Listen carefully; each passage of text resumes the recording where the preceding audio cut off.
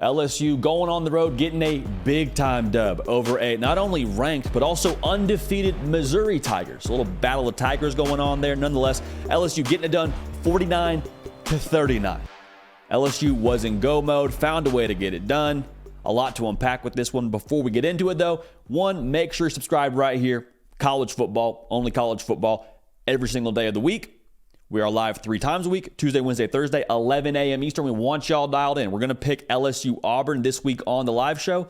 Make sure you're subscribed so you don't miss it. Second thing, make sure you're following me on Instagram and on Twitter at JDPakel. We appreciate y'all for that. So let's kind of start with the not so pretty part of this, because LSU won the football game, okay? So I want to make sure that's clear. No such thing as a bad win. In fact, this was a great win for a number of reasons, like I just said. Undefeated, ranked, SEC win, like a lot that goes into this. The defense has issues that are persisting, okay? Like week in and week out now, we're seeing LSU defensively have the same kind of issues. Allowed a 411 yards passing. It's not great, even with the weapons that Missouri has with Luther Burden and Theo Weiss Jr., like, you allow 400 yards passing, it's tough to win a football game. Also, you allow 116 yards rushing. Hey, you won the football game, but like this is not a formula for success going forward if you're LSU. Now, LSU fans, you understand that. You're singing the same song that we're talking about right now on this show.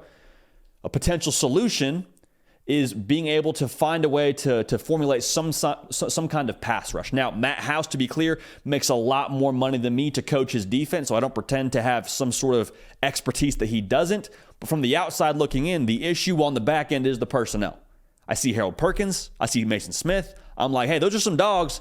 Let's let those dudes go eat. Let's try and get to the root of the problem instead of trying to play, good on the back end. Let's just cut this thing off at the legs and try and get to the quarterback. So it's a thought that I had as I watched this game. But even so, man, the defense made timely plays. As long as you can be timely, that's good with me. Like, you would like it to look a little bit more dominant as a whole if you're scoring 49 points. But you had 2 turnovers. You had Harold Perkins get the interception. Then you had the pick 6 to really put the game to bed. So as long as you're timely and you win the football game, you're fine to coach it up that way. Now, LSU offensively, man, I don't even know if the good folks in Baton Rouge anticipated the kind of output we've gotten from this Tiger offense. Like, where is LSU if Jayden Daniels doesn't take that next step? And to take that next step even sounds like we're selling what he's done so far to this year short. Like, he's taken probably like 2 or 3 steps forward from where he was a season ago.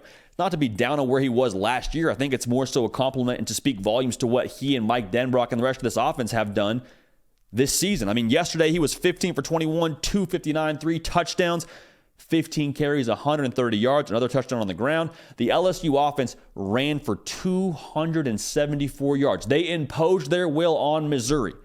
So as many problems as you have defensively, if you're LSU this morning, you got to feel like the exact opposite is true offensively. You're like, okay, we got a Ferrari of an offense now.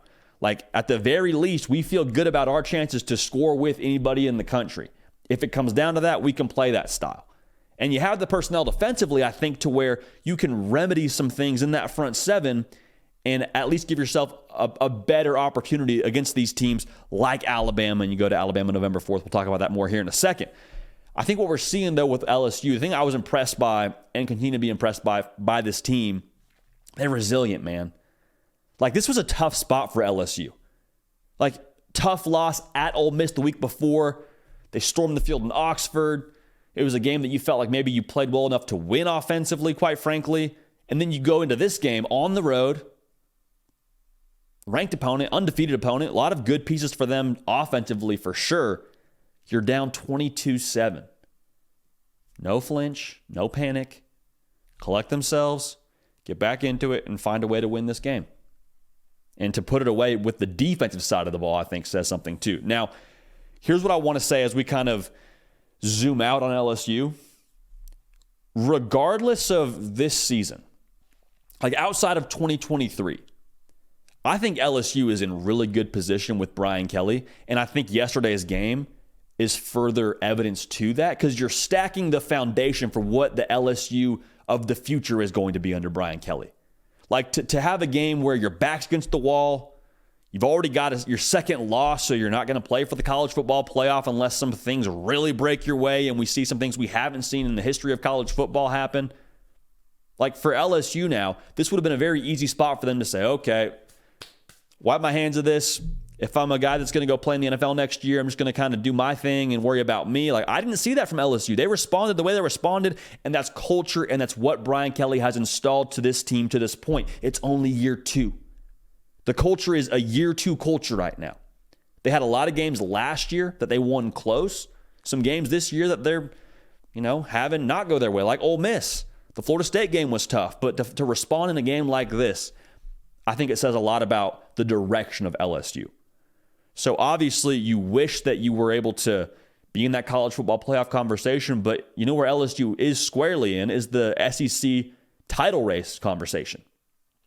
That's what LSU is still very much so in the race for, in the running for, and there's a path there. They need some things to probably happen for them, but there's a path there for LSU, and the game at Alabama will be crucial. I'll say this too, if LSU puts pressure on Alabama to score with them, LSU's got issues defensively, but I feel good about LSU being able to keep pace. And I've got questions about that Alabama offense. Now, Alabama looked a lot better yesterday offensively. We're not going to break that game down right now, but you hear what I'm saying. For LSU, just handle your business, run your race, look up in November and see where you're at. But the way they responded yesterday, I think, says a lot about what Brian Kelly has done there in a short amount of time, and I think what he's going to do there over a longer period of time. So LSU getting it done in go mode on the road, beating Missouri. Final score again, 49-39. The Tigers keeping on, and excited to see what they do the rest of the year. Make sure you subscribe. Make sure you follow me on Instagram and on Twitter at JD Piquel. Hey, we love y'all. We appreciate y'all. We're going to keep this party rolling. We will see y'all next time. Hey y'all, thanks so much for watching. Subscribe to the channel here to make sure you don't miss an episode of The Hard Count. Also be sure to check out other videos on the On3 YouTube channel.